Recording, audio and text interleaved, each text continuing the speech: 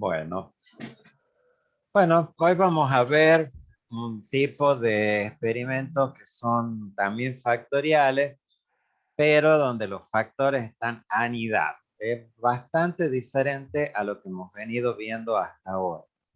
Lo vamos a ver en una manera muy introductoria, sin mayores detalles, porque este es un tema bastante complejo. Vamos a ver como para tener una idea nomás de qué se trata, pero no les vamos a dar conceptos así tanto como le hemos venido dando en los diseños con factores cruzados, que son los que hemos visto hasta ahora.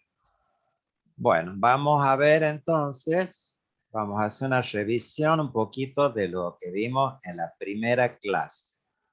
Ya comparto y lo ven.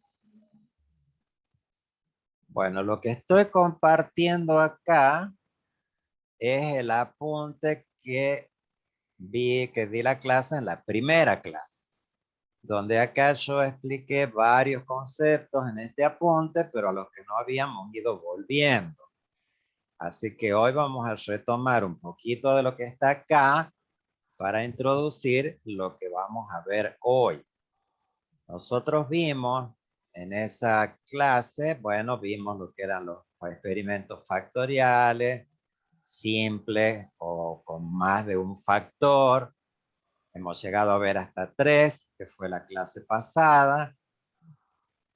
Vimos que eran lo que significaba un efecto cruzado. A ver, eso es lo que tenemos que tener claro, porque lo que hoy vamos a ver no es un experimento con efectos factores cruzados, sino con factores anidados o jerárquicos. Entonces tenemos que entender bien la diferencia. ¿Cuándo es cruzado? Bueno, es todo lo que hemos venido viendo hasta ahora. Cuando yo tengo un factor que tiene A niveles y un factor B que tiene B niveles, y nosotros cruzamos cada nivel de un factor con todos los niveles del otro. Y esos cruces de cada nivel de uno con todos los del otro generan los tratamientos. Cuando los factores generan los tratamientos de esta manera, nosotros en ese caso decimos que los factores son cruzados. Y es lo que hemos venido viendo hasta ahora.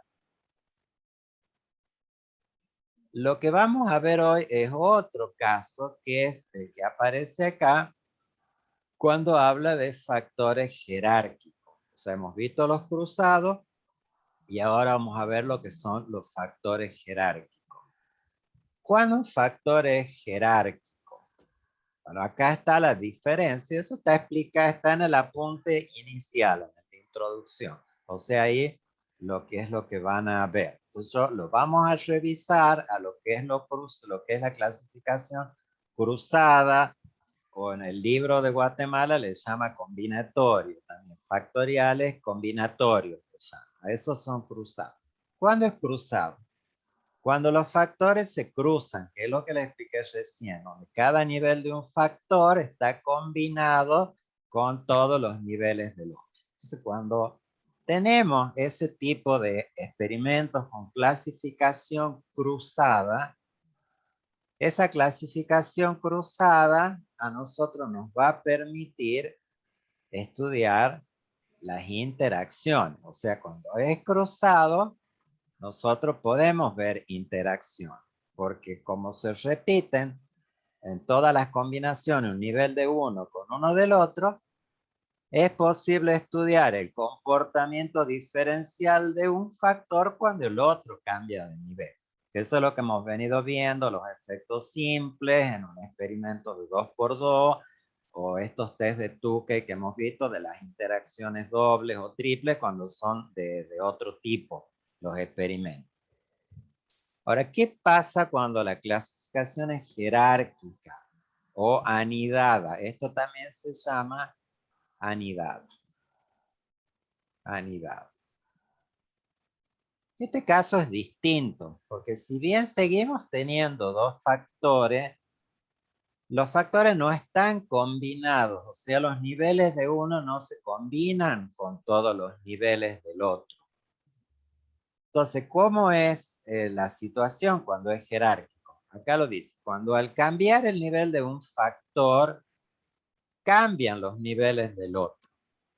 Entonces, en este caso hay una jerarquía, o sea, hay un factor que le llamaríamos un factor principal y hay otro factor que está anidado adentro de él. A ver, acá en este apunte inicial lo explica así a grandes rasgos. Ah, no, sí está el ejemplo ahí, no me acordaba. Entonces, por ejemplo, ¿cómo sería? Por ejemplo, estamos estudiando en un centro de formación profesional, se estudia el porcentaje de aprobados en una materia, los grupos de la mañana y de la tarde. O sea, tenemos un factor que es el turno, un factor A, en este caso es mañana y tarde, y tenemos un factor B que son las personas que dan las clases. Ahora, fíjense cómo está hecho este experimento. Tenemos la mañana y la tarde, pero los profesores que dictan a la mañana son estos tres y los que dictan a la tarde son dos, pero que no es ninguno de estos tres. Para que este experimento sea cruzado, con factores cruzados, nosotros tendríamos que haber tenido los mismos tres profesores que están a la mañana, tendrían que haber estado los mismos tres a la tarde. Entonces ahí tenemos el profesor 1 a la mañana, el profesor 1 a la tarde, el profesor 2 a la mañana, el profesor 2 a la tarde. Pero este no es el caso de esto, porque tenemos un profesor 1 a la mañana, que no es el mismo que este 4 que aparece acá. Este vendría a ser el 1 de la tarde, pero este no es el mismo que este, es otro. Entonces, este grupo de profesores está dentro de este factor y este otro grupo de profesores está dentro de este otro. Y estos tres y estos dos no son ninguno de estos tres que están acá. Son personas diferentes. Hay 5 personas distintas, 3 que dan a la mañana y 3 y 2 que dan a la tarde. Entonces nosotros en este caso decimos que el factor B, que sería el profesor, está anidado dentro del factor A, que es el turno. Ahora, ¿qué limitación tiene un experimento en el que están anidados los factores? Bueno, acá le dice, no se puede analizar la interacción entre factores. O sea, en este tipo de experimentos nosotros lo que vamos a poder es ver si hay diferencia entre la mañana y la tarde y cómo es la variabilidad de los resultados de un profesor dentro de la mañana o de los otros dos dentro de la tarde. Pero no va a haber una interacción profesor-turno, porque no se la puede hacer, porque son distintos. Tendrían que estar cruzados para que lo pudiéramos haber hecho a ese análisis. Vamos a ver otro concepto que aparece también en el apunte introductorio y que no hemos trabajado, recién lo estamos por trabajar ahora. Los factores, además de ser de efectos cruzados o efectos anidados o jerárquicos, también tienen otra clasificación, que son de efectos fijos o de efectos aleatorios. Bueno, ¿por qué vamos a ver ahora lo que son efectos fijos y efectos aleatorios? Porque en estos experimentos anidados, en general, no trabajamos con efectos fijos, sino con efectos de tipo aleatorio. Entonces, tratemos de entender cuál es la diferencia. ¿Cuándo consideramos que un factor es de efecto fijo? Cuando los niveles que usamos por el experimentador son de interés específico. O sea, supongamos que tenemos, bueno, vamos a ver un ejemplo, ahí está en escrito. Esto implica que la inferencia que se hace acerca de esos factores se restringe a esos niveles específicos. O sea, nosotros estamos estudiando dietas en 3 razas, vacunas, ¿qué serían las razas vacunas? Son efectos fijos siempre y cuando nuestro único interés sea hacer inferencia sobre esas 3 razas vacunas. Y nuestra inferencia está basada o tiene validez solo para esas 3 y nada más. Cuando el factor, los niveles del factor tienen esa característica, nosotros decimos que ese es un factor de efecto fijo. Y cuando nosotros hacemos las pruebas de hipótesis de un factor de efecto fijo, las hipótesis nulas y alternativas se refieren a las medias, que es lo que hemos venido viendo hasta ahora. O sea, ponemos nosotros la hipótesis nula, es la media de 1 igual a la media de 2, igual a la media de 3, versus al menos una difiere de las demás. Bueno, ese tipo de hipótesis la vamos a hacer siempre que nuestros factores sean de efecto fijo. Y es todo lo que hemos venido viendo hasta ahora. Ahora, ¿qué es un factor de efecto aleatorio? Bueno, un factor de efecto aleatorio es, acá lo dice, en algunas situaciones experimentales, los niveles de los factores se eligen al azar de una población mayor de niveles posibles. O sea, supongamos que nosotros tenemos 70 líneas de caña de azúcar, pero no las podemos hacer entrar a todas en el experimento. Entonces, de las 70, elegimos al azar la mitad. Supongamos elegimos 35. Pero nuestro interés no está en esas 35 solamente, sino que nosotros deseamos obtener conclusiones acerca de la población completa de los niveles, no solo de los que se usaron en el experimento. Entonces, en esta situación, nosotros estamos hablando de que ese factor es un efecto aleatorio. Bueno, ahí dice que no analizaremos con efecto aleatorio. Bueno, sí, esta parte tiene efectos aleatorios, pero lo tocamos muy así a vuelo de pájaro. Ahora, cuando nosotros estudiamos estos efectos aleatorios, factores aleatorios, nuestras hipótesis nula y alternativa no están referidas a las medias, sino que están referidas a las varianzas. Entonces ya lo vamos a ver en un ejemplo cómo funciona esto.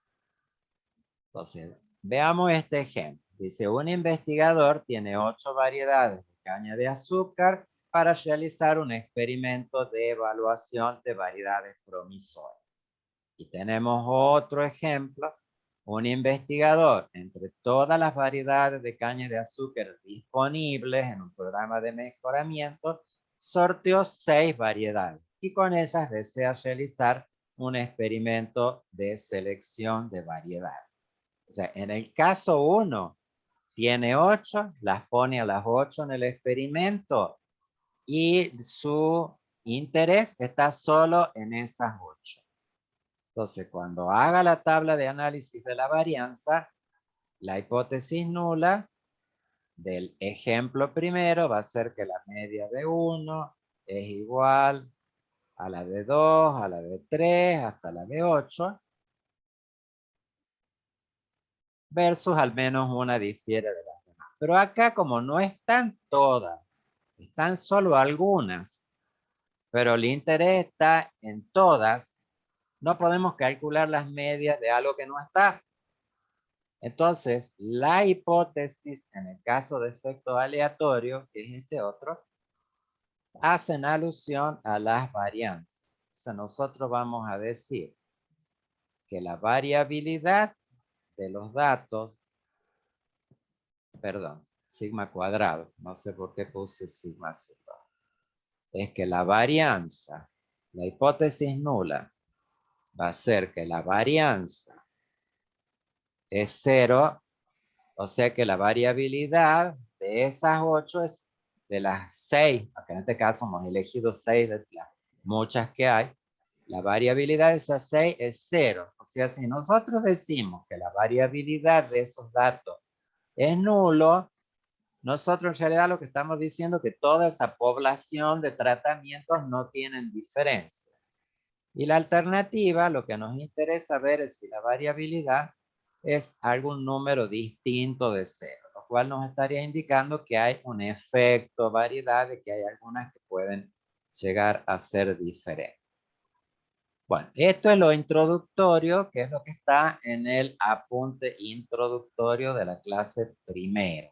Entonces vamos ahora a nuestro ejemplo y trabajando con ejemplos vamos a ver si logramos entender cómo funciona esto. Entonces, esto primero que está ahí, ya lo vimos, ya lo dice, y acá da unos ejemplos.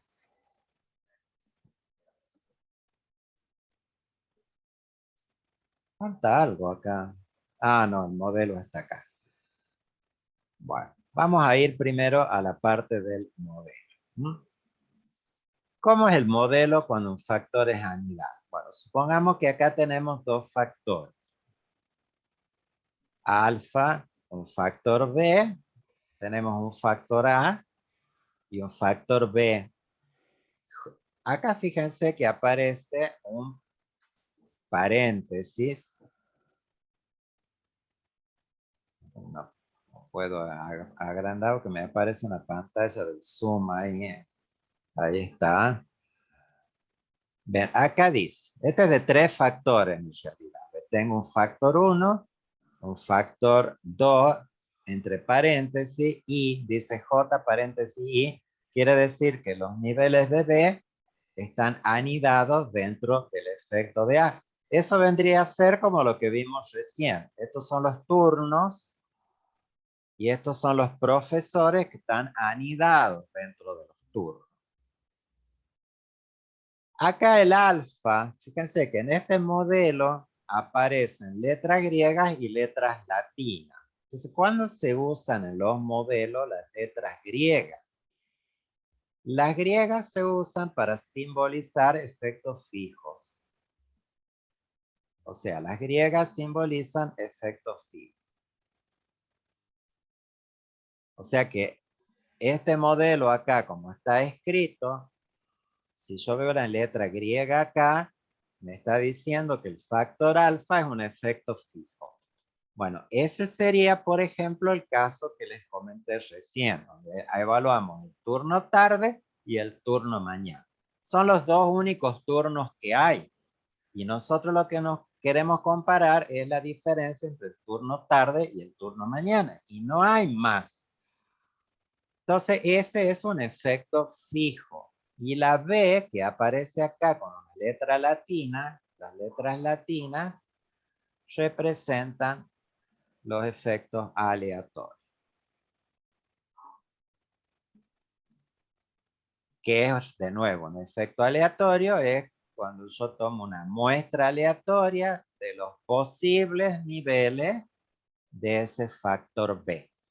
En el caso de los profesores que vimos recién, esos profesores eran 3 del turno mañana, 3 de muchos profesores que hay en el centro ese de formación, y en el otro turno seleccionamos 2. Entonces, por eso los representamos con una letra minúscula. Y como son distintos los profesores que están en el turno tarde, el turno mañana, decimos que el factor profesor está anidado dentro del turno. Y para ese efecto no nos va a interesar comparar la media de los profesores, sino la variabilidad de los datos de los profesores. Bueno, en este otro caso acá nos menciona que tenemos un tercer factor de efecto aleatorio, por eso está con letra latina, que está anidado dentro de este y dentro de este. Bueno, vamos a ver el ejemplo que está acá y cómo sería la cosa. Entonces, este tipo de diseño anidado a ustedes como veterinario les puede servir para hacer control de calidad o control de calibración de los instrumentos de lectura que tiene. Entonces, fíjense este ejemplo que está acá. Dice que los laboratorios clínicos, este es de humanos, pero también hacen de animales, los laboratorios, realizan análisis de suero que son críticos para el diagnóstico médico. Los laboratorios mantienen programas de control de calidad para supervisar el desempeño de los análisis y cerciorarse de que el médico, veterinario o humano, recibe información exacta para el diagnóstico. Bueno, entonces, ¿qué fuentes de variación pueden aparecer acá? Uno son los días en los que se realizan. Después, las distintas corridas que se repiten cada día, o sea, cada vez que se ponen los sueros en la máquina, las veces que se repiten esos experimentos, y después la preparación de las muestras que van dentro de esas máquinas. Entonces, este experimento, ¿qué hace? Toma al azar 3 días cualquiera de un día normal del laboratorio, toma 3. Si el factor día es una muestra aleatoria, el factor día es una muestra aleatoria de cual todos los días en los que trabaja el laboratorio, nosotros vamos a decir que esto es una muestra de los días en los que se podrían hacer los análisis. Pero a nosotros no nos interesan solo estos 3 días en particular. A nosotros nos interesa obtener conclusiones sobre todos los días. O sea, de todos los días en que funciona el laboratorio, hemos elegido 3 para hacer el estudio. Pero la idea es que basado en esos 3, nosotros sepamos lo que va a pasar en todos los días que siguen afuera de esos 3. Bueno, después están las corridas. La corrida primera corrida o sea, el aparato acá es un espectrofotómetro, en donde nosotros vamos poniendo las 3 muestras de suero. O sea, se preparan 3 muestras de suero, las 3 muestras de suero. Claro, el suero, por supuesto, para que esto sea válido, tiene que ser todo un suero que viene de personas o animales que sean comparables entre sí, obviamente. Entonces, hacemos 3 muestras, las ponemos en el espectrofotómetro ese día y las analizamos. En este caso nos da estas mediciones de glucosa. Hacemos una segunda corrida el mismo día con otros 3 sueros diferentes y los repetimos 3 veces. Entonces, esta corrida y esta corrida son corridas distintas porque se han hecho en momentos distintos de ese día con muestras distintas. O sea que el factor corrida está anidada dentro del día. A ver, ¿qué es lo que nosotros queremos? Nosotros queremos que haya mucha diferencia o que todo nos dé igual entre los días y las corridas. O sea, el suero es un suero patrón, todo está saliendo del mismo suero en realidad. Estamos repitiendo y repitiendo porque estamos viendo la calibración de la máquina. Y nosotros sabemos que eso puede cambiar de día a día y sabemos que puede cambiar de momento en momento en que usamos el equipo. Y no es permisible que eso vaya variando. Si hay mucha variabilidad, imagínense qué confiabilidad puede tener el análisis que viene de ese laboratorio. Ahora, nosotros sabemos, por supuesto, que hay una variabilidad siempre, porque eso ya lo hemos visto. Todo fenómeno biológico tiene una variabilidad que escapa a nuestro control. Entonces, nosotros no vamos a esperar que la lectura sea idéntica, porque alguna variabilidad en el poquito de suero que hemos tomado va a haber y puede haber alguna pequeña diferencia de algún factor no controlable en el momento de la lectura. Pero ¿qué esperamos nosotros? Que la diferencia que haya sea mínima. O sea, lo que nosotros, ¿qué queremos acá? Es que la variabilidad de las mediciones día a día sea no significativa. O sea, que podamos demostrar que tiende a cero la variabilidad. No va a ser cero exacto, ya lo sabemos, pero sea un número tan chico, tan cercano a cero, que nosotros nos quedamos tranquilos que la variabilidad está tendiendo a cero, lo cual nos indica, nos da una confiabilidad a través de los días. Pero a su vez, dentro de los días, nosotros también queremos que cada vez que ponemos las muestras, que se ponen varias simultáneamente y hace la lectura el espectrofotómetro, las diferencias de lectura que sabemos que van a existir sean mínimas, mínimas, mínimas. O sea que nosotros también queremos que la variabilidad de estas corridas dentro de estos días sean mínimas, o sea que su variabilidad tienda a cero y nosotros podamos estar tranquilos de que el instrumento está bien calibrado. Entonces, esa es la idea de lo que vamos a hacer. Entonces, tenemos un factor día que es aleatorio. ¿Por qué es aleatorio? Porque es una muestra de los posibles días en que trabaja el laboratorio. Y tenemos un segundo factor que es la corrida. Y la corrida también es un factor aleatorio. También es un factor aleatorio. O sea que tenemos dos factores aleatorios. Entonces, el modelo que va a generar los datos acá, lo podemos escribir de la siguiente forma. Tenemos una media general más un efecto aleatorio del primer factor, que lo pongo con una letra latina porque es un efecto aleatorio, más un efecto de la corrida, como es aleatorio el factor, también lo pongo por minúscula, es de la corrida, pero esa corrida está anidada dentro del día. Entonces lo pongo entre paréntesis. Eso indica que corrida está anidada dentro del día.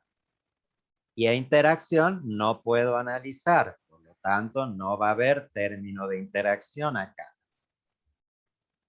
Y por último va a aparecer el término de error, que tiene las mismas características y supuestos de todo lo que hemos venido viendo acá. Entonces, ¿cuáles van a ser las hipótesis que a nosotros nos va a interesar? O sea, si el instrumento está bien calibrado, la variabilidad de las mediciones entre los días tendría que ser cero. Entonces, a nosotros nos interesa saber que la variabilidad entre días sea cero. Y la alternativa va a ser que la variabilidad sea diferente de cero. El hecho de rechazar la nula acá para nosotros es malo, porque si rechazamos la nula y decimos que la variabilidad es distinta de cero, estamos diciendo que las lecturas de glucosa van cambiando con los días. Y eso no es algo admisible en un laboratorio. Las lecturas tienen que ser prácticamente idénticas. Y si hay una diferencia, tiene que ser ínfima y fuera de control. O sea que nosotros lo que en realidad queremos acá es aceptar la hipótesis nula. Entonces, esa va a ser la hipótesis nula y alternativa para el factor día. Ahora, para el factor, el otro, B, anidado dentro de I, también nos va a interesar la varianza. O sea, lo que nosotros queremos acá probar es que la variabilidad de las corridas dentro de día, lo voy a poner así para ahorrar espacio, es 0. O sea que la variabilidad esta, de estas corridas dentro de los días, son todas 0. O sea, esta variabilidad. Y la alternativa va a ser eso mismo, pero distinto de 0. Bueno, si nosotros aceptamos las dos nulas, estamos bien. Ahora, si alguna de las nulas es rechazada, nos está indicando que hay algún problema de calibración o en el espectrofotómetro o algún problema en cómo se prepara el suelo o de operarios. Bueno, ahí habrá que ver qué es lo que está pasando y hay que ajustar para que las lecturas sean confiables. En genética se usan mucho también estos experimentos. Entonces, acá, por ejemplo, da un diseño de factores anidados en un estudio de genética. Entonces, por ejemplo, tenemos dos machos acá que se cruzan con hembras, pero las 3 hembras que cruzan con este macho son distintas a las hembras que se cruzan con este otro. Entonces, nosotros acá vamos a tener un factor macho primero, un factor hembra anidado dentro del macho, y a su vez de cada una de estas cruzas salen las crías. Y las crías son todas distintas, por supuesto que vienen de padres distintos. O sea, la progenie está anidada dentro de la hembra, que a su vez está anidada dentro del macho. Bueno, ahí se estudian esos casos. Entonces veamos cómo procederíamos. Acá se fue, esto no va. Es este ejemplo que está aquí, este. 7. Profesor, Sí, decime. ¿qué puede ser que uno de los factores sea fijo y otro anidado?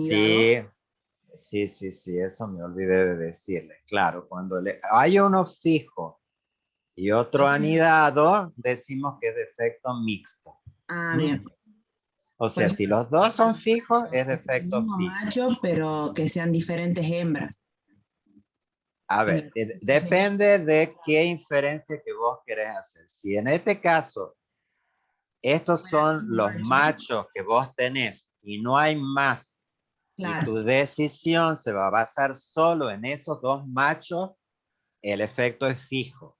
Ah, Ahora, bien. si vos tenés 100 reproductores y vos para de los 100 al azar elegiste solo dos, Hay pero tus anidado. conclusiones las vas a aplicar para todos los machos que vos tenés, entonces en ese caso es aleatorio el efecto de macho. ¿Mm? Bien. Eso es lo que hay que razonar.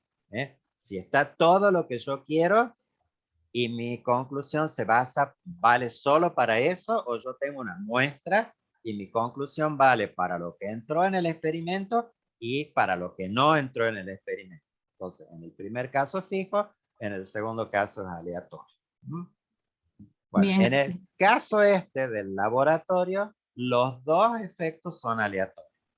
Los dos. Bueno, es el ejemplo que está acá,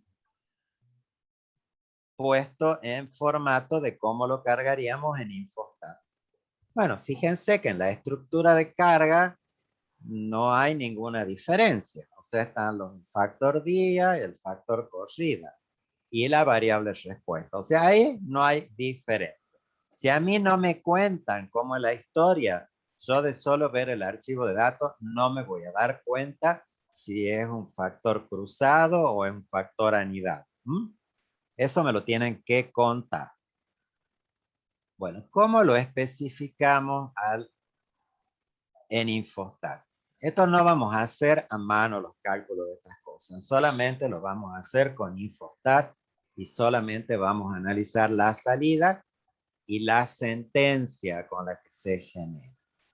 Entonces vamos a ver, yo acá abajo les he puesto cuáles son las hipótesis. ¿Ven? Para día es que la variabilidad de los días o entre días es 0 y la alternativa es que la variabilidad entre días es distinto de 0. Y para las corridas dentro de los días es que la variabilidad es 0 o al menos una de las variabilidades de corridas dentro de días es distinta de 0. Claro, porque Fíjense que tenemos varias corridas, ¿ven? Son varias. O sea, al menos una de estas es distinta de cero. Eso es lo que estamos diciendo.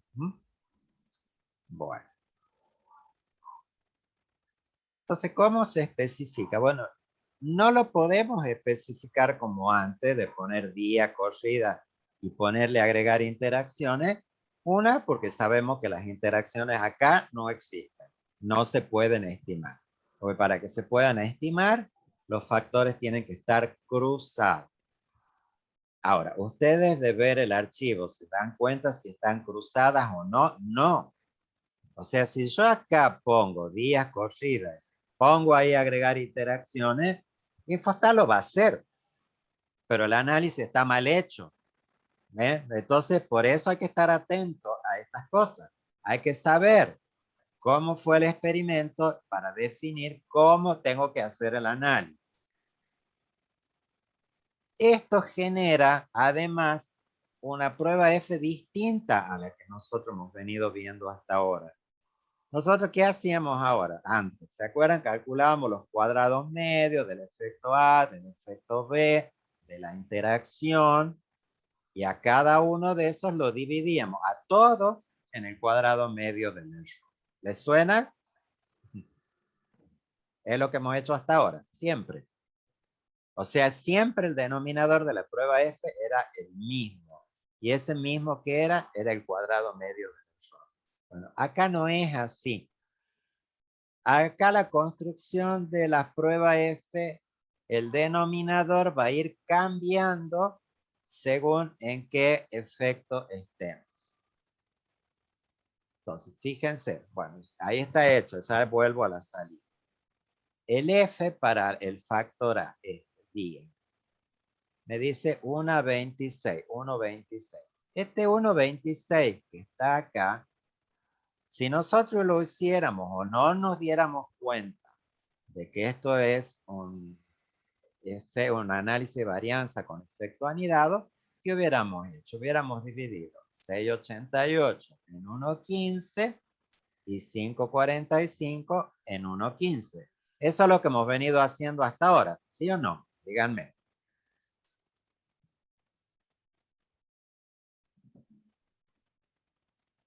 ¿Les suena eso? ¿No? Sí, profe. Siempre hemos hecho eso, ¿no es cierto? Bueno, ahora no vamos a hacer eso.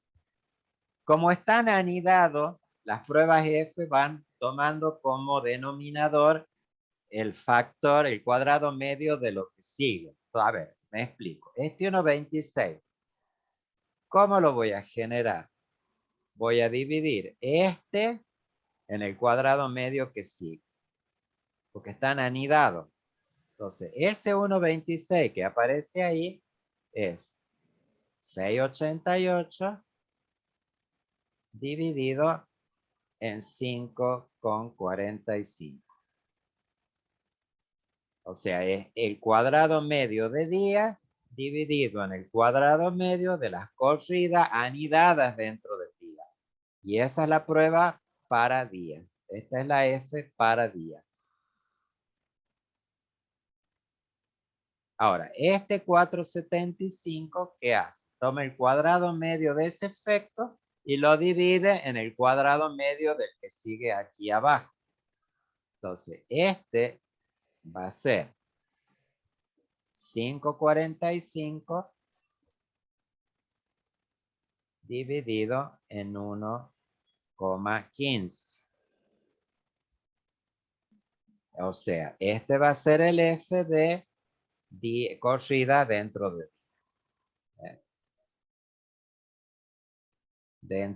día. Así lo hacen.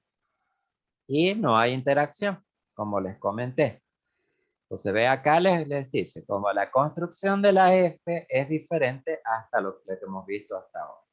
La F de día es 6,88 en 5,45 y la F de corrida dentro de día es 5,45 dividido en 1,5.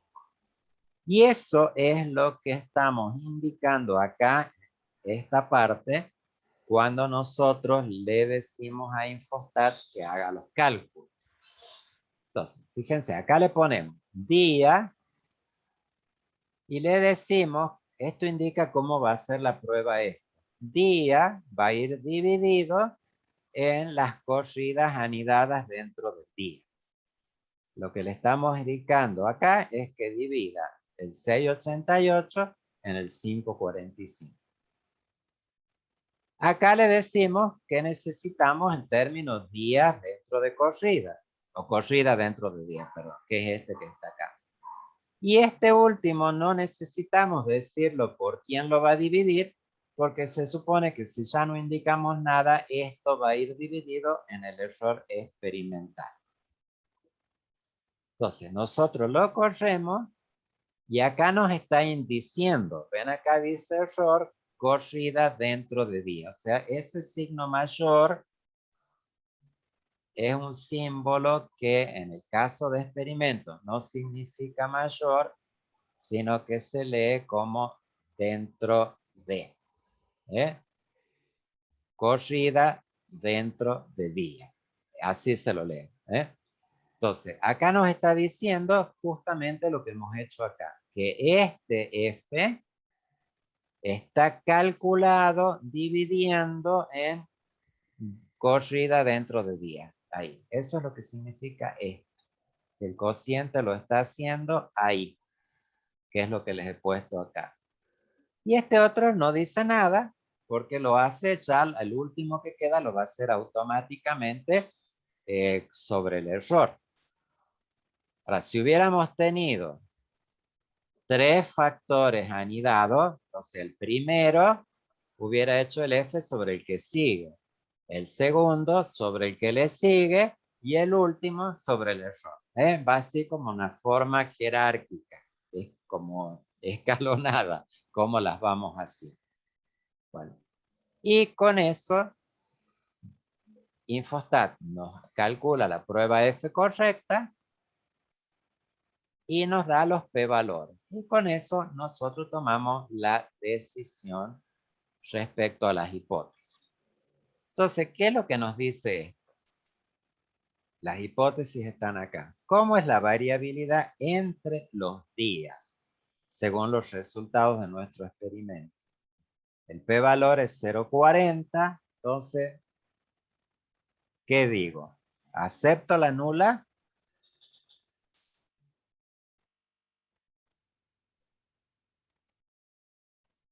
¿Hay alguien conectado? Sí, sí, se acepta. Claro, se acepta la nula. Entonces eso me está diciendo que la variabilidad de las mediciones de glucosa entre los días es 0. O sea que te dice entre días está todo bien. Pero ¿qué pasa si yo analizo la variabilidad de los datos de las corridas estas dentro de los días? ¿Qué me dice la salida de Infostat? ¿Es 0 la variabilidad o no? ¿Rechazo la nula acá?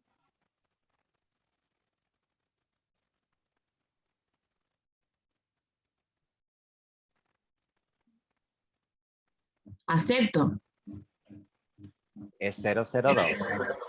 Ah, Se rechazo. rechaza. Rechazan la nula, claro, rechazan la nula. Es más chico que 005 esto. Entonces rechazamos la nula. ¿Qué nos está diciendo eso? Que al menos una de las varianzas acá es distinta. Y eso estaría bien en un laboratorio, que haya diferencia entre las corridas, entre los datos de una misma corrida. Eso estaría pésimo. No, claro, hemos hecho.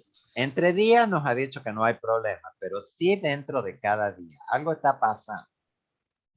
Entonces nosotros tenemos que ver ahora qué es lo que está pasando. Dice, ven acá los dice. En este caso no existe variabilidad entre los días, indicando que el día no tiene efecto en los resultados. Genial, eso está perfecto.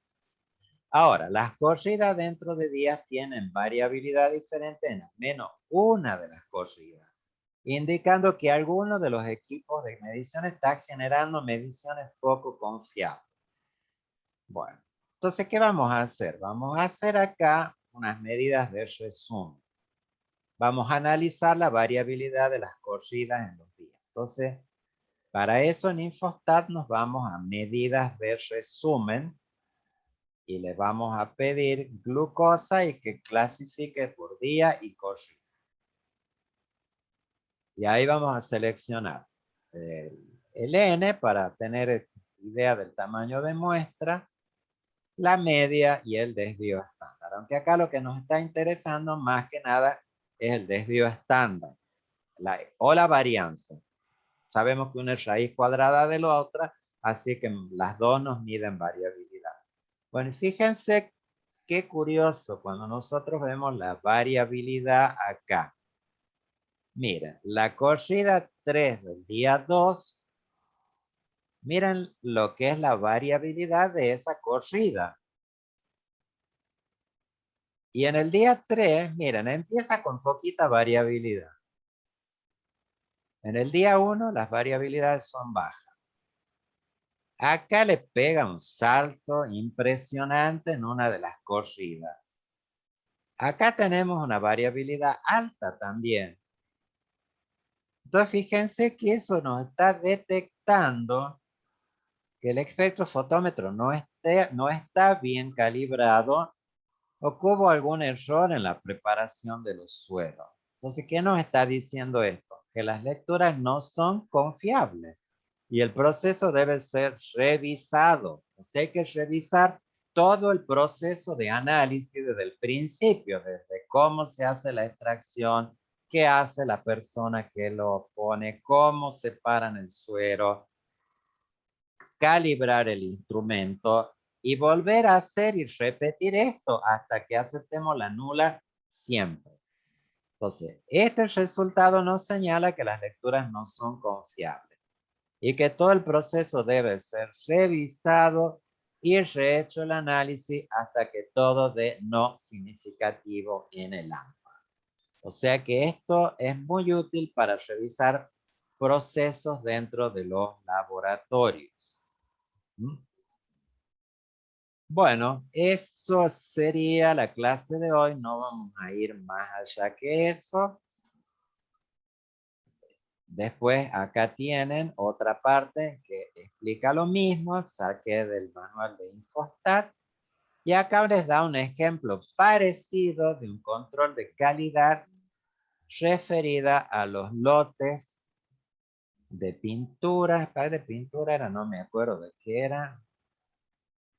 Una compañía papelera compra papel por lotes a 3 compañías madereras. Bueno, estas son compañías que necesitan que los lotes, las calidades, en las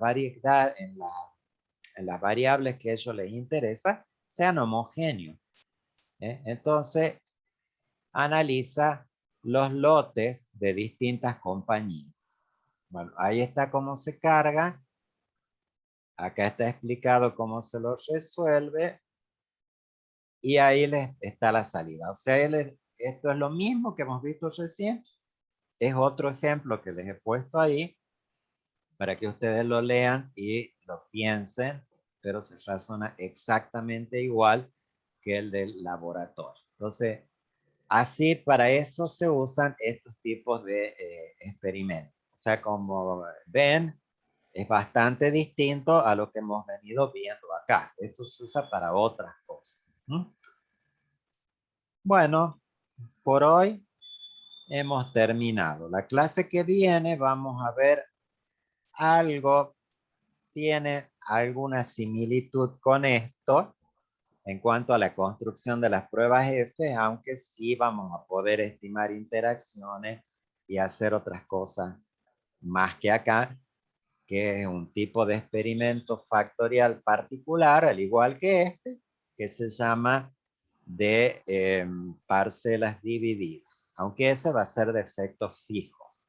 Lo único que vemos con efecto aleatorio nosotros es esto, esta mención acá, muy introductoria sobre este tema. Así que, bueno, ¿hay alguna pregunta?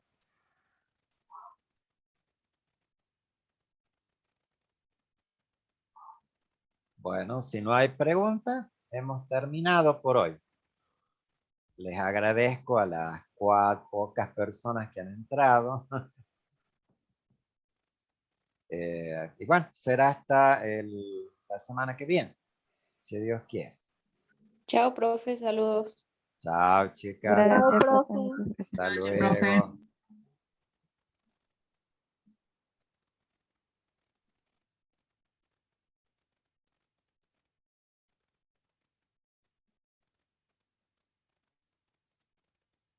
Seguís grabando, Osvaldo. Dije que no sé cómo desactivar la grabación.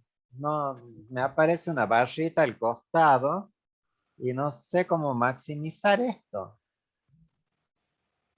Ah, Vos sos la anfitriona, Kiki.